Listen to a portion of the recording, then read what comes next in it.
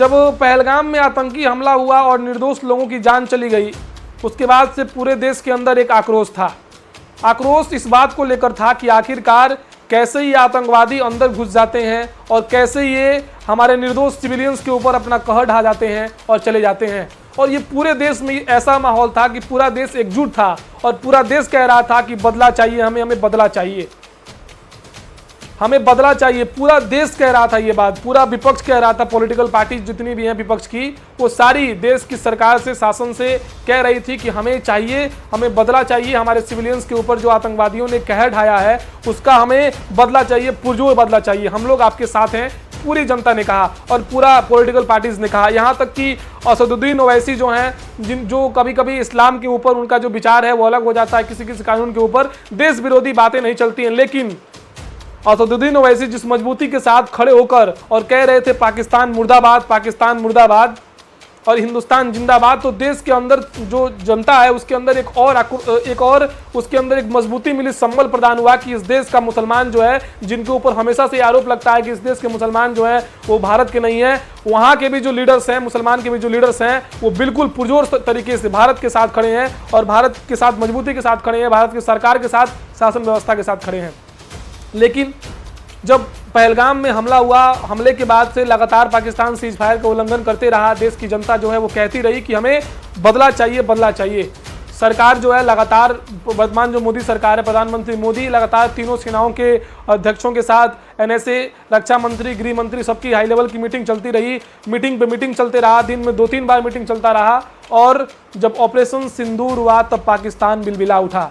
और ऑपरेशन सिंदूर के बाद से जिस तरीके से ऑपरेशन सिंदूर हुआ, ऑपरेशन सिंदूर को जब भारत की तीनों सेनाओं ने कंबाइन जो है ये उनका टारगेट किया पाकिस्तान में, उन ऐसे मदरसे जहां पे हाफिज सईद इत्यादि जो बड़े टेरर के जो चेहरे हैं पाकिस्तान में, उनके जो ठिकानों पे अटैक भारत ने किया, चुन चुन के किया, उसके बाद से पाकिस्तान बिलबिला गया। पाकिस्तान का आतंकवाद प्रेम भी दिखा। आतंकवाद प्रेम मतलब ये कि पाकिस्तान अपने जो उनके सैनिक है, पाकिस्तान की जो आर्मी है, वो अपने उन लोगों के नमाज़े जनाजा में शिरकत हुई जो आतंकवादी हैं, जिनका विरोध पूरा विश्व करता है, पूरी जनता करती है, पूरा लोग करता है उनका विरोध, वैसे लोगों के साथ खड़ी हुई पाकिस्तान की army. As we all know that कि हम लोग एक्सपेक्ट भी कर रहे थे कि पाकिस्तान की जो आर्मी है उसके साथ खड़ा होगी, खड़ा हुई, सैल्यूट भी किया उन आतंकवादियों को।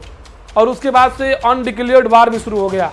अनडिक्लेयर्ड जब वार शुरू हुआ तो भारत में मजबूती के साथ उनके द्वारा भेजे गए ड्रोन्स को हवा में ही ख़त्म किया और हमारी जो सेना थी अपना अदम्य साहस और शौर्य का परिचय दिखाई। और पाकिस्तानी आखिरकार कहीं ना कहीं से प्रत्येक नाकाम साजिशों में जो उनकी साजिश थी उस पर नाकाम होते गए। लेकिन जब मिस्टर डोनाल्ड ट्रंप जो अमेरिका के राष्ट्रपति हैं, उन्होंने मध्यस्थता की पाकिस्तान और भारत को लेकर, और उन्होंने कहा कि ये जो दोनों देश हैं वो दोनों देश लड़ना नहीं चाहते हैं इत्यादि उनकी जो बातें आई, कहीं ना कहीं से एक समझौता और सीज फायर का उल्लंघन शाम के 5 बजे कल से नहीं होगा, ऐसी बात कही गई डोनाल्ड ट्रंप की ओर से। डोनाल्ड ट्रंप ने जब ये बात कहा तो अब आप सोचिए कि अमेरिका का राष्ट्रपति डोनाल्ड ट्रंप विश्व का सबसे पावरफुल व्यक्ति कहा जाता है, उस व्यक्ति का बात पाकिस्तान ने नहीं माना और पाकिस्तान फिर से सीज फायर का उल्लंघन किया और इसकी भी पुष्टि हो रही है। पाकिस्तान ने 5 बजे जो सीज फायर का उल्लंघन नहीं होना था उसके बाद भी पाकिस्तान ने सीज फायर का उल्लंघन किया, इसकी भी पुष्टि हो रही है। तो अब ये सवाल उठता है कि क्या डोनाल्ड ट्रंप जो है वो एक जोकर साबित हुए क्या इसमें, मध्यस्थता करने के बाद भारत और पाकिस्तान के बीच में, और उसके बाद से पाकिस्तान सीज फायर का उल्लंघन किया, इसकी पुष्टि हो रही है।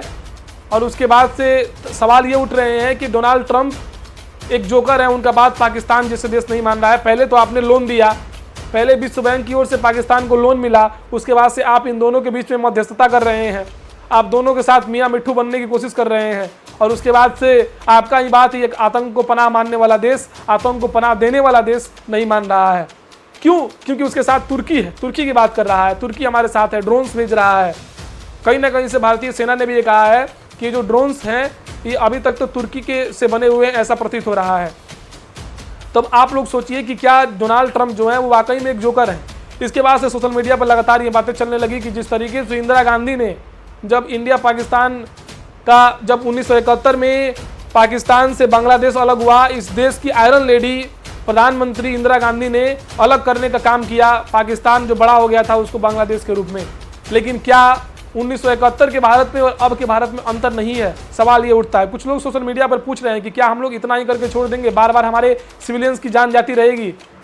क्या यही होगा सिर्फ इस देश में कि सिविलियंस की जान जाए, सरकार थोड़ी बहुत कुछ करे और हो गया? यानी लोग युद्ध के प्रति थोड़ा आक्रामक हैं, लेकिन ये समय सोचने वाला है। ये समय सोचने वाला इसलिए है कि क्या मेरा ये पर्सनल विचार है कि क्या ये समय वाकई युद्ध करने का है या भारत को आगे प्रोग्रेस की ओर देखने का है? क्योंकि अभी हम लोग जो वर्ल्ड की 5th लार्जेस्ट इकोनॉमी थे, अब कहीं ना कहीं से जापान को पछाड़कर हम लोग वर्ल्ड की 4th लार्जेस्ट इकोनॉमी बनने की ओर हैं। और अभी हमारा जो कंट्री है वो डेवलपिंग कंट्री है, मतलब हम लोग अभी रेस में खड़े हुए हैं और रेस में भागना भी शुरू नहीं किया अभी हमने। तो 1971 के भारत में और 2025 के भारत में अंतर कितना है? 1971 से लेके और अब तक क्या डेवलपमेंट हुआ, कितना इंफ्रास्ट्रक्चर डेवलपमेंट हुआ है और किस तरीके से आप चाइना से कंपैरिजन करते हैं अपना? आप चाइना से कंपेयर कर लो, आपका इंफ्रास्ट्रक्चर और चाइना के इंफ्रास्ट्रक्चर में कितना अंतर है? चाइना कहाँ आपसे आगे है, कितना आगे है, उसका जो इंफ्रास्ट्रक्चर है वो आपसे बहुत आगे है। बावजूद उसके कि आप 1971 की आप पाकिस्तान और बांग्लादेश का जो डिवाइड हुआ था उसको एक ऐसे लेते हैं कि आयरन लेडी ने किया, ठीक है आयरन लेडी ने किया, इंदिरा गांधी ने किया, पूरा सम्मान है इंदिरा गांधी के प्रति। लेकिन बात दरअसल मैं ये कहना चाहता हूं कि युद्ध होना चाहिए कि नहीं होना चाहिए, क्योंकि डेवलपिंग कंट्री को, भारत को और डेवलपमेंट की आवश्यकता है, हमें और सैन्य उपकरण को रखने की आवश्यकता है। हम चाहते हैं कि हमारा देश जो है और मजबूत हो और इतना मजबूत हो जाए कि कल होकर कोई सोचे भी नहीं चाइना की तरह, जिस तरह की चाइना वेपन्स इत्यादि के मामले में इस समय टॉप पे है और कहीं ना कहीं से उसके द्वारा जो बनाए गए जो लगातार उसका विकास हो रहा है, अगर उस तरीके का विकास हम लोग कर लेते हैं तो कोई देश, ये पाकिस्तान जैसे तुच्चा देश, हमारी तरफ आंख भी नहीं दिखाएगा डेवलपमेंट की ओर अगर हम भागते हैं तो। लेकिन युद्ध भी कहीं ना कहीं से एक विकल्प होता है। युद्ध भी तब विकल्प होता है जब सामने वाला जो जानवर है वो बिना हिंसा के मानने को तैयार नहीं है। लेकिन वाकई बात तो वही है कि इसके पास खोने के लिए कुछ नहीं है, ये पाकिस्तान जो है इसके पास खोने के लिए कुछ नहीं है, बट हम लोगों के पास है, हम लोगों के पास है। हम लोग लॉस्ट कर सकते हैं, हम लोग खो सकते हैं। हम लोगों को और मजबूत होना चाहिए और इतना मजबूत हो जाना चाहिए कि कल होके अमेरिका भी जो है ना वो कहे कि एक पल के लिए कि भारत बहुत मजबूत है, इसके बीच में मध्यस्थता नहीं करें। तो आप लोग बताइए, आप लोग क्या सोचते हैं, भारत को किस तरफ जाना चाहिए और पाकिस्तान की दवाई क्या है, उसका इलाज क्या है, और डोनाल्ड ट्रंप के बारे में आपके क्या सोचें? आप अपने विचार को कमेंट बॉक्स में जरूर लिखें और चैनल पर नए हैं तो सब्सक्राइब जरूर करें। बहुत बहुत धन्यवाद आप जनता मंच देख रहे हैं, धन्यवाद।